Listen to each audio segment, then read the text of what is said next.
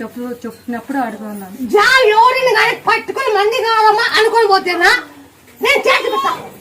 పట్టు మంది కాదమ్మా నీకు పడి మొత్తము అనుకోవాలా. వచ్చి అనుకో నే పట్టుకుంటా.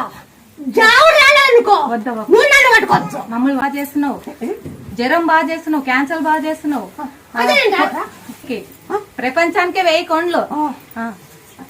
నాకు కూడా పంట లేదు, పోతే లేదు. 20 లక్షలు బాకైనా నేను చేసే పని చెప్తాను.